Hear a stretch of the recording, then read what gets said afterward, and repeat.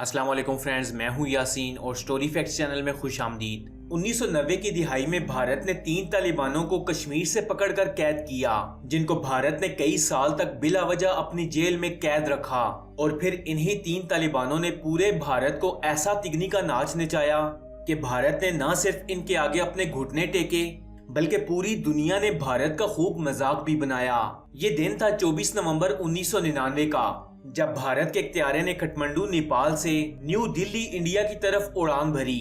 भारत के इख्तियारे ने अभी कुछ ही देर की परवाज की थी कि जहाज के अंदर से 5 अफराद उठे और कैबिन क्रू और पायलट पर धावा बोल दिया। एक शख्स ने आगे बढ़कर धमकी दी कि अगर किसी ने चालाकी दिखाई तो इस जहाज को बम से उड़ा दिया जाएगा। फ्रेंड्स, स्क्रीन पर नजर आने वाले ये वही तालिबान हैं जिनको बचाने के लिए ये त्यारा हाईजैक किया गया, और ये फुटेज भी उसी इंसिडेंट की है। भारतीय फ्लाइट IC-814 हाईजैक हो चुकी थी और अब इन तालिबान हाईजैकर्स के कब्जे में थी।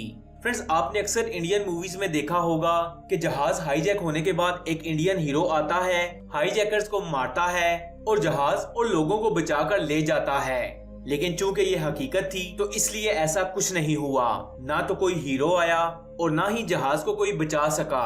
और फिर भारत ने इन 5 हाईजैकर्स के आगे घुटने टेक दिए। इस जहाज में अमले के 15 अफराद समेत 176 मुसाफिर भी मौजूद थे, जिन्होंने 1 घंटा और 40 मिनट बाद न्यू दिल्ली इंडिया में लैंड करना था। एक हाईजैकर ने इस जहाज के कैप्टन देवी शरण को इंस्ट्रक्शन दी कि वो जहाज दिल्ली की बजाय मगरब की तरफ मोड़े और लाहौर में लैंड करवाए। लेकिन चूंकि त्यारे में मौजूद ईंधन लाहौर पहुंचने के लिए नाकाफी था, तो त्यारे को मजबूरन अमृतसर लैंड करवाना पड़ा, जहां इंडियन पंजाब पुलिस के सोल्जर्स अपनी बाकमाल सलाहियतों का मुजाहिरा करने के लिए तैयार बैठे थे।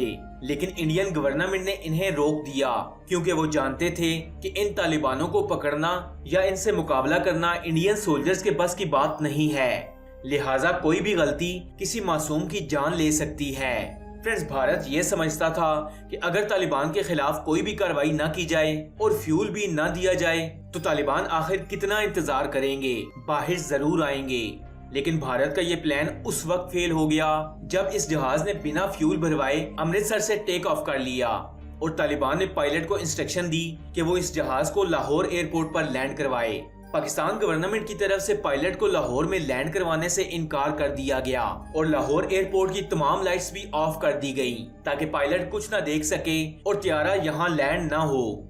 लेकिन पायलट के सर पर पिस्टल थी और हुक्म ये था कि त्यारा इसी एयरपोर्ट पर लैंड होगा। फ्रेंड्स, कैप्टन देवी शरण ने मजबूरन अपना त्यारा लाहौर एयरपोर्ट की तरफ बढ़ाया और अपने अंदाजे से रनवे पर लैंड करवाने की कोशिश करने लगे।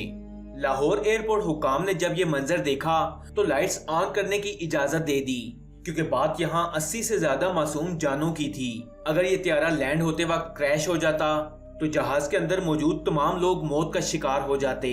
फ्रेंड्स, लाहौर एयरपोर्ट हुकाम ने इस त्यारे को फ्यूल दिया और ये त्यारा लाहौर एयरपोर्ट से उड़कर सीधा दुबई जा पहुंचा, जहां तालिबान हाईजैकर्स ने एयरपोर्ट के ऊपर 27 मुसाफिरों को आजाद कर दिया और ये मुसाफिर इस जहाज से नीचे उतर आए।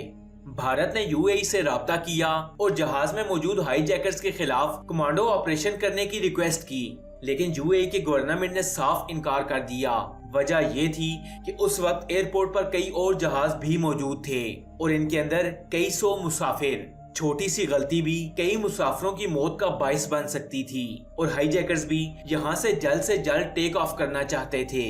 इन 27 मुसाफिरों के उतरने के कुछ ही देर बाद इस त्यारे ने फिर से टेक ऑफ किया और अब इस त्यारे की मंजिल थी अफगानिस्तान का शहर कंधार। ये त्यारा जो ही कंधार में लैंड हुआ तो तालिबान की एक पूरी फोर्स ने इस जहाज का घेराव कर लिया और तालिबान की तरफ से बयान ये आया कि ये घेराव इसलिए किया गया था कि हाईजैकर्स किसी मुसाफिर को मार ना दें। लेकिन भारत ने इस वाकये के बाद तालिबान पर बहुत से इल्जामात भी लगाए। अफगान तालिबान ने इंडिया के सामने हाईजैकर्स के मुतालिबात रखे, यानी अफगानिस्तान इंडिया और इन हाईजैकर्स के दरमियान थर्ड पार्टी का किरदार निभा रहा था। फ्रेंड्स, इन हाईजैकर्स ने अपने 3 साथियों की रिहाई का मुतालबा किया, जिनमें शेख अहमद उमर, मुश्ताक अहमद और मौलाना मसूद अजहर थे। अब वक्त आ चुका था कि भारत अपनी फिल्मों के किसी हीरो को कंधार भेजता ताकि वो अपने लोगों और त्यारे को बचाकर वापस ला सकता, लेकिन ऐसा नहीं हुआ। भारत ने अपने घुटने टेक दिए और इन तीनों लोगों को अपने वजीर खारजा जसवंत सिंह के साथ अफगानिस्तान के शहर कंधार भेज दिया।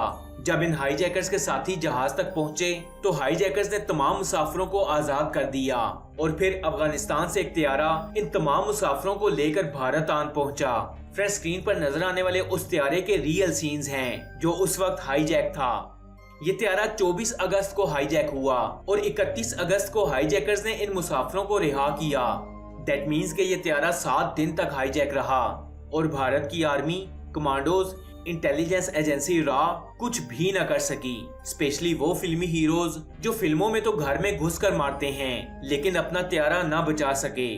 इस इंसिडेंट पर भारत कुछ भी न कर सकी सिवाय पाकिस्तान और तालिबान पर इल्जाम लगाने के कि ये त्यारा ISI ने तालिबान के जरिए अगवा करवाया। सच अ शेम। भारत को तालिबान की तरफ से दिया जाने वाला ये जख्म इतना गहरा था कि आज भी ताजा है। भारत ने तालिबान से बदला लेने के लिए अफगानिस्तान के अंदर अरबों डॉलर्स की सरमायाकारी की, सिर्फ और सिर्फ इसलिए कि अमेरिका के जाने के बाद अफगानिस्तान पर भारत का कंट्रोल हो सके।